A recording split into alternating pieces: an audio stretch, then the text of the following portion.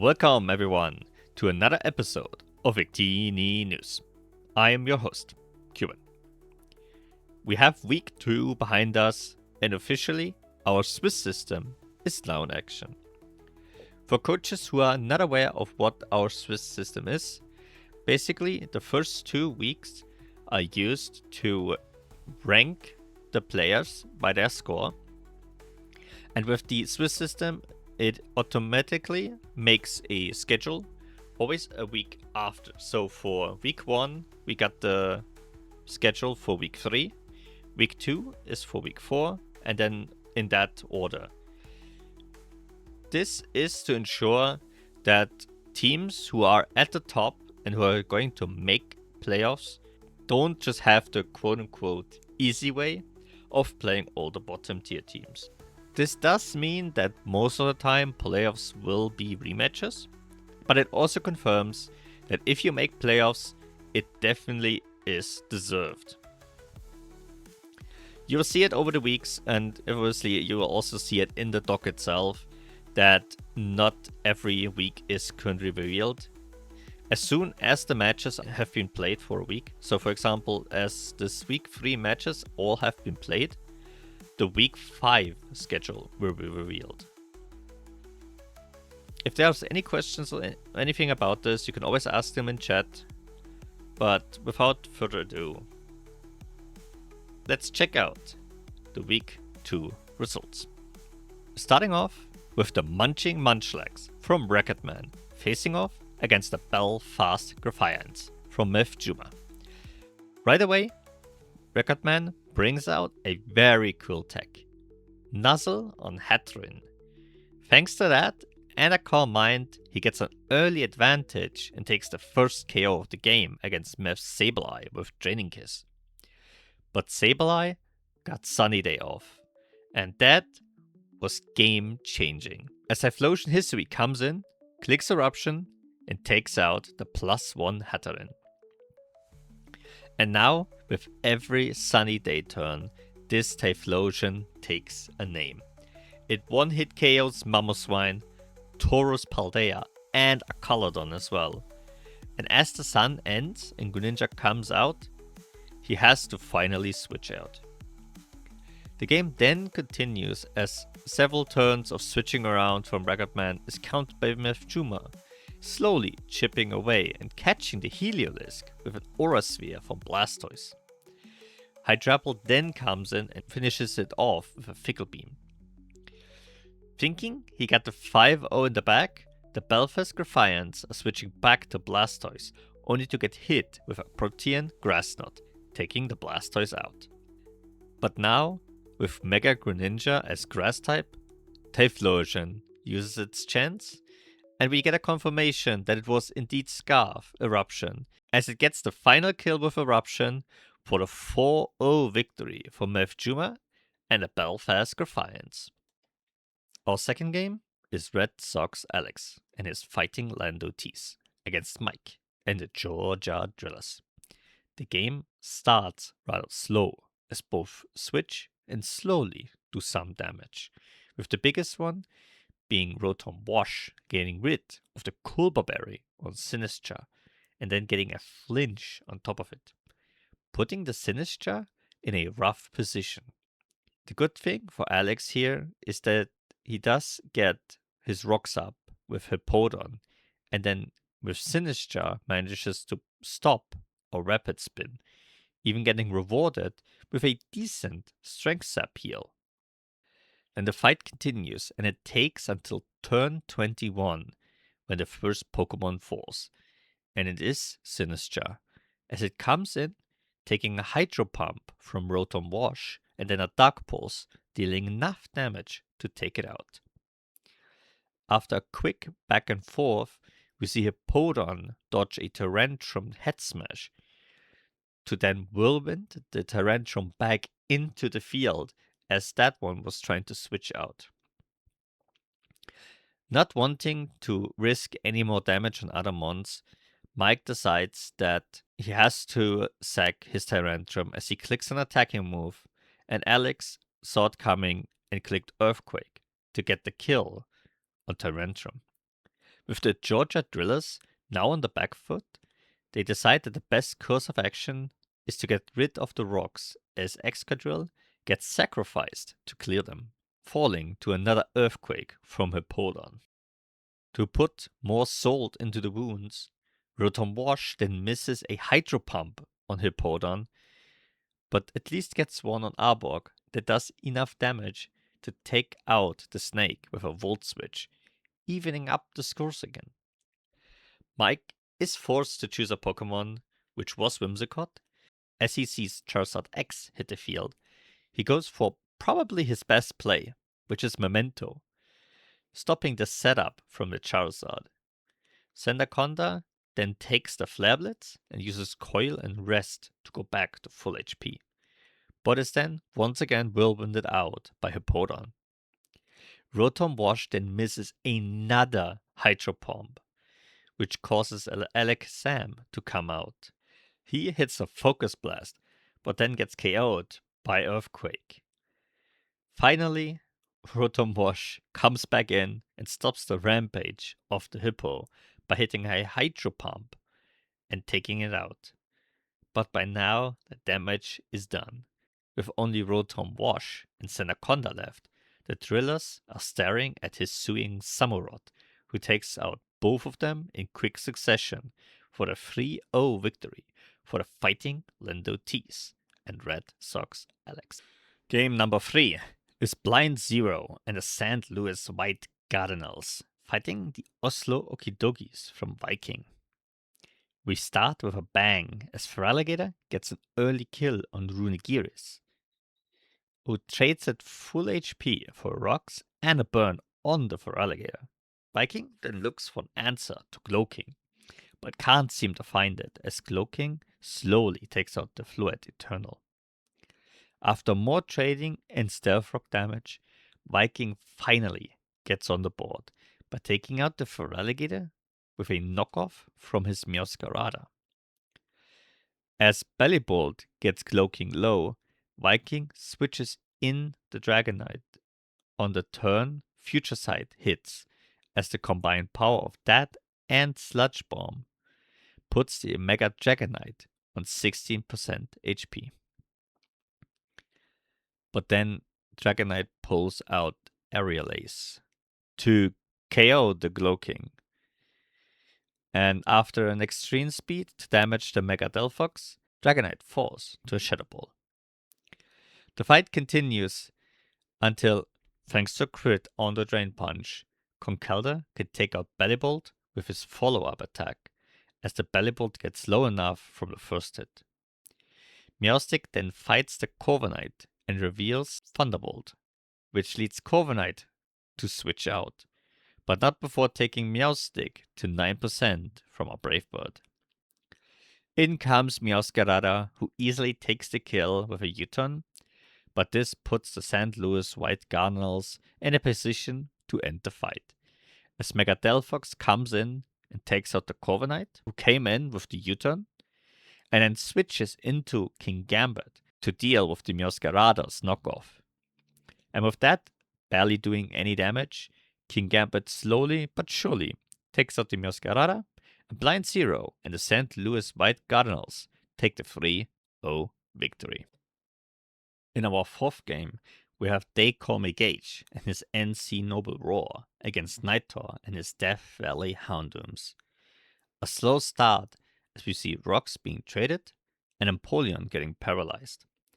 As it seemed that Mega Meganium can take the first kill, it puts Tinkaton on 24% HP, as it survives a Gigaton Hammer 1%. Using the recharge turn, it quickly goes back to over 60% HP as Chimecho comes in. Chimecho paralyzes, disables Solar Beam, and sets up Light Screen to then Healing Wish out with just 6% HP left. In my opinion, the perfect usage for this little Pokemon. Now with the Healing Wish stored and behind the Light Screen, Venusaur manages to get a few Toxics off, as Tinkaton comes back in and gets fully healed, but then misses a Play Rough to go back to where it was before it got healed. Thankfully, It hits the second play rough on the Gudra to KO it. Then we see Mousehold from Gage come in and click Tidy Up. And we saw this Pokemon had shown it can be extremely dangerous. Nitor uses Thunder Wave against it and hits a Play Rough and a Gigaton Hammer, while the Mousehold got parried twice to take out the family of mice. Armarouge gets the revenge kill with Armor Cannon, but this gives Quaquaval the perfect position to come in, hitting Aqua Step on the Meganium who came in for the speed boost, and then hitting Triple Axle to take it out. Another Aqua Step takes out the Armarouge, and then Sneasler does survive a single attack, thanks to its Sash, but by now the Quaquaval is already +2, and it survives the Dire Claw, and with no status applied, it takes out the Sneasler, and then finally the Empoleon to finish the sweep for the 4-0 victory for the Death Valley Houndooms and Nitor. Match number 5 gives us the Red Barons from Baron against Scarlet Knights from Pandemonium. Hazard Jump is back at it again, as they treat Stealth Rocks and a single spike. But Pandemonium has Starmie, who comes in and rapid spins the hazards away. As the game continues, we see Venusaur get some poisons with Toxic off, before getting KO'd by Psyshield Bash from Virdir from Pandemonium, for the first KO of the game. The game then starts to massively slow down, as both teams only trade damage without a single Pokemon going down, thanks to healing moves as well. But this doesn't mean nothing happened, as both teams get rather low and potentially setting up a close endgame or a big sweep. In turn 24, to remind everyone, Venusaur was taken out in turn 13. We finally get our second KO, also on Baron's team, as Gudra takes out Mega Frostlass with a flamethrower. Baron either had no other attacking move or read Pandemonium as he clicks Dragon Tail to take out the incoming Aerodactyl while on 17% HP on his Garchomp. But Starmie comes in and takes out the Garchomp with a Psychic to then fall to Scizor right away afterwards with a U-turn. The low HPs really giving us concentrates now, as Rotom Heat puts Gudra at 17% to then get KO'd by a Draco Meteor. Primarina comes in and Moonblasts Umbreon, and then Virdir for double KO. Megafluet then comes back in, takes rock damage to be put at 13%, but survives with 1% on the Aqua Jet from the Primarina, and then does 37% to the 38% Primarina. A double 1% survival. Thankfully, Floette, he used Training Kiss and got too much HP back for the Primarina to deal with, and it wins the 1v1. But holy Victini, that was close. Though Scizor was still in the bag for Baron to quickly dispatch the flower with a bullet punch. This brings us to the 1v1 between Gudra Hisui and Scizor. 11% on the Gudra after rocks, but it has Flamethrower. Will a bullet punch be enough to take out the bulky steel dragon? The answer is yes. 11% was low enough for Scizor to take out the Gudra for the 1-0 victory for the Red Barons. And we are already on match 6, as we have our predicted match of the week between the Bob's Bishops from DJ and the Titletown Tarantrums from Grixie. I was actually informed of a little backstory between these two coaches. In the TPL, these two coaches faced off in the finals of their division, where Grixie 6-0'd DJ. So DJ is here for his revenge. And it starts off pretty good as well, as the rocks from Gliscor get sent back thanks to Magic Bounce from Mega Clefable. Grixie's early attempts to set up with his own Clefable get ended by a haste from Toxapex. while Grixie himself manages to block a setup from DJ's Tyranitar, with Roar on Arcanine. But Arcanine takes huge damage in return, and with a spike added from Earthworm, it looks rather rough. He spams Morning Sun, but thanks to Sand, it only heals by 25%. Not enough to survive a Shadow Ball from Chandelure for the first KO of the match. Grixie does get the rocks and spikes removed with Scizor, but has to then sacrifice another huge amount of HP on his Clefable as he attempts to set up again. But it is Mega Scizor who's next to fall to a Flamethrower, after a Bullet Punch first burns it due to Chandelure's ability. And here is where we see the early struggles already, as the Titletown Tarantups keep trying to set up, but it just goes nowhere. Even with 2 bulk ups, Taurus Aqua cannot break through the Mega Clefable and gets KO'd instead. Gliscor is next to fall, as Clefable first goes back to full HP with Moonlight and then takes it out with Moonblast. Grixie's own Clefable can't do anything either, as a crit Moonblast also finishes it off. And to make sure it stays 6-0, DJ brings in Toxapex. He is fully with recover and uses Infestation to slowly take out the Greninja for the 6-0 victory for the Bob's Bishops, getting his revenge for the TPL finals. Our second to last match also promises action, as Wolf and his Ayrshire Claydol take on rookie Magashin and his Twilight Absols. The game starts good, as Wolf starts with an Acid Armor. With the usage of Mystical Fire, he quickly manages to take control on his Alcremie.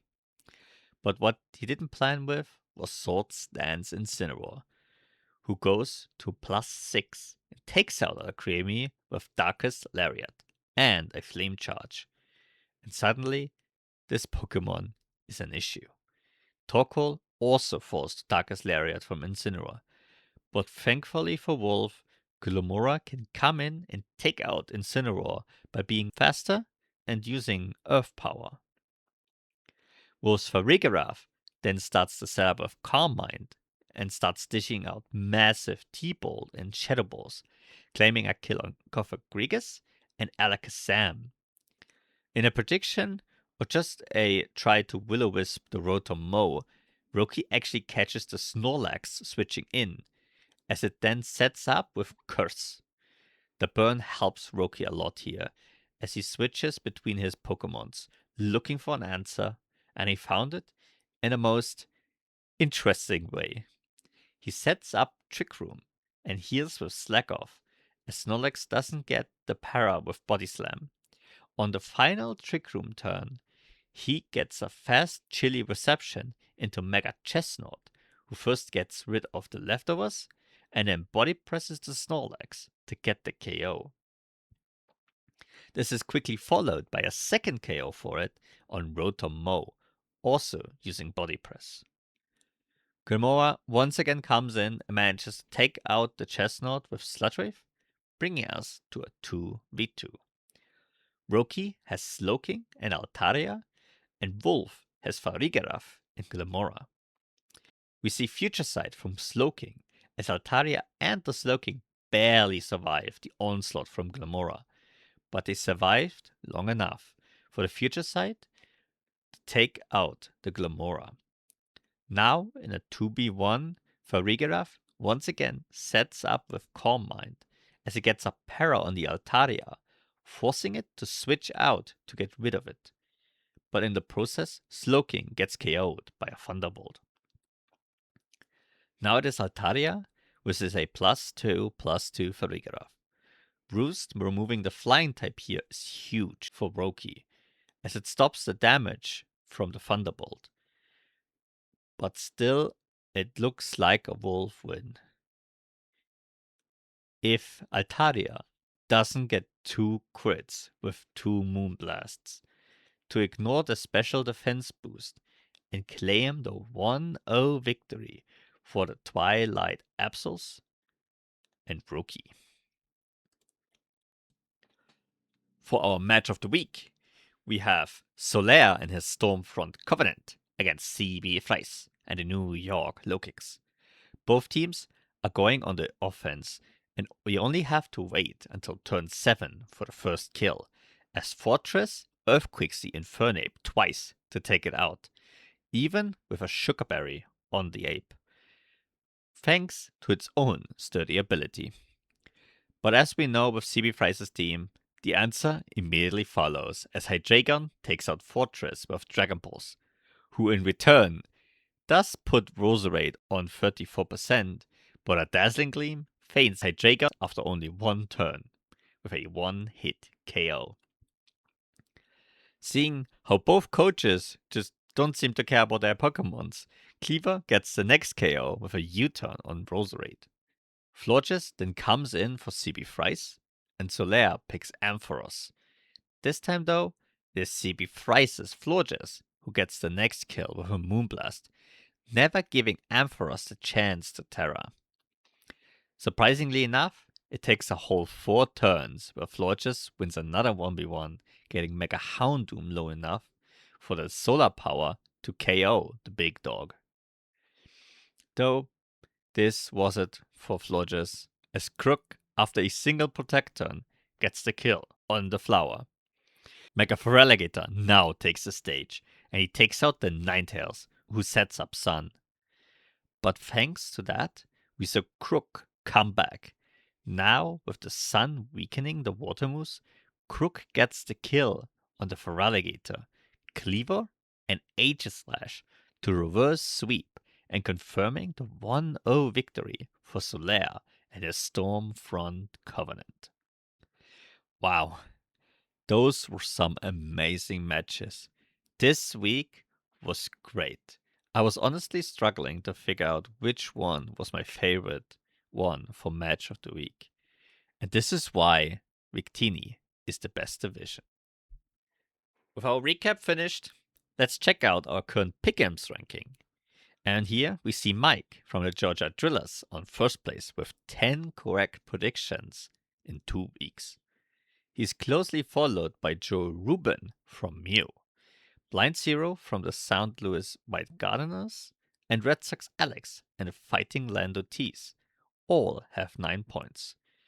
On third, it is a 4-way tie between Viking from the Oslo Doggies, Solaire from the Stormfront Covenant, DJ from Bob's Bishops, and me, as we all have 7 points. Let's check back in 3 weeks to see who can come out on top. It is time for Nickname of the Week. This week, it is Snorlax from Wolf's team, named Yajirobe. We had a short interview with the Snorlax, and it told us that he met Wolf randomly one evening when he was blocking the road. Inspired by Wolf's unbreakable will, he joined him on his journey to Victini, and since then has become a staple on Wolf's team. And for Set of the Week, we have Chimecho from the Death Valley Houndooms with Nitor as the coach, who this week proved to everyone that even a low pointer who's only really there to support can massively change how a fight can go. With an important para and using Healing Wish, he manages to change the tides of the game as Tinkaton took the Healing Wish and got 2 more kills it would have never gotten if it didn't get the heal from the Healing Wish, which shows how important and how good this set actually was. Now that we're done with our week 2 recap, let's see what week 3 brings us this week. Starting off, we have Grixie and the Titletown Taranturums against They Call Me Gage and the NC Noble Roars. Both teams started with a bang in week 1 and immediately got humbled in week 2. And now they're facing each other. Will these 2 teams continue to win high and lose high? Or will it be a nail biter until the end? We'll have to find out this week. Our second match is our match of the week. It is between Solaire and his Stormfront Covenant and Pandemonium and his Scarlet Knights. Even though this is only week 3, both teams have had a really bad start. A start that bad usually can stay until the end of the season. So they're both gonna have to try and get some early wins into their pockets. Soler still needs to recover from a week 1 6-0 loss, while Pandemonium already has 2 losses to his name. Adding another L to their scoreline could spell trouble. For our third match, we have Wolf and the Ayrshire Cladle versus Blind Zero with the St. Louis White Gunnels. After a rough week 1, both teams have recovered relatively well, though only one of them won their week 2 game. They both showed good improvements in their week 2 games. As the season is still early, teams are working to understand their roster, but getting an early W can be very important anyway. I believe this could be one of the games that will go down to a single Pokemon standing tall at the end. Whose? I don't know. I guess we'll have to watch to find out. Continuing in our fourth match, the Death Valley Houndooms from Naito are facing the Twilight Absos from Roki Magazine. Coming out of week 2 with a win each, both of these coaches are aiming to start a small winning streak.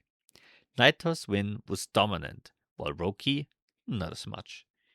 He himself will want to prove the world and the division that his win versus Wolf wasn't a fluke, and he can prove that by beating the Death Valley Houndooms this week. Who will start their win streak, and who will fall after a single win? Tune into next week's episode to find out. Our next match is DJ and the Bob's Bishops against CB Thrice and his New York Low Kicks. DJ has crystallized himself as a favorite for this season with 2 back-to-back dominating matches. His differential is already in the double digits, and he will want to increase that even more against CB Thrice. But irony has it, sometimes you think you have something, and then comes a low kicks to end your dreams. Will this low kicks be able to take down the Bishops, or will they be defiant and run forward as the leading team for playoffs? I guess we'll have to see and find out later this week. After this fight, we have the Fighting Lando Tees from Red Sox Alex facing off against Viking with his Oslo Okidogis. Season 8 was a win for Viking in the first week. Season 9 was a win for Alex in week 8. And now we are in Season 10, week 3, to find out who is going to take the lead in their little head-to-head. Both teams had incredibly strong finishes with 1st and 4th in Season 9, while this season hasn't started great for both of them. They can use this to make a statement and take the lead in their own head-to-head, and also getting an important W toward future playoffs dreams. They faced each other twice, so we can't wait to see what happens when they face off for a 3rd time. While others are facing off to get a foothold in the season, our 7th match promises to be another banger. Meth Juma and his Belfast Graffians is facing off against Baron and his Red Barons, 2nd against 3rd. Both undefeated and both clearly aiming for playoffs. Both are newcomers for Victini, but they are slowly making a name for themselves. Winning this match will put the winner into an incredible position for the rest of the season, as taking out direct opposition is always the best way to confirm a high-ranking position. And finally, match number 8. Mike and his Georgia Drillers is facing off against the Munching Munchlags and Recordman. The Drillers come into this match with 4 changes in their lineup. Was it directly for this opponent? Or maybe for the future fights? Let's see if Recordman can use his own experience to deal with these sudden changes, or if they will pay off for Mike. I can't tell, so I guess we'll just have to wait and see. And speaking of changes, let's check out our GTS as it makes its debut this season. For anyone who is not aware, The global trade system is the official name that keeps track of any changes done by the teams. As mentioned, we saw the drillers make 4 changes, and these are as followed. Sandaconda, Mega Kangaskhan, Pagoro, and Glalie leave the team, and joining it will be Espion, Megatarenata, Lucario, and Votchok. My opinion on these changes? I think these are huge changes for drillers.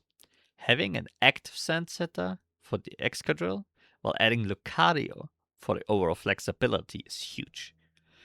I am not 100% sure why Espion, as this team already has Mega Alakazam, but I guess this is just a good pivot for a Psychic type if Mega Tita comes to matches.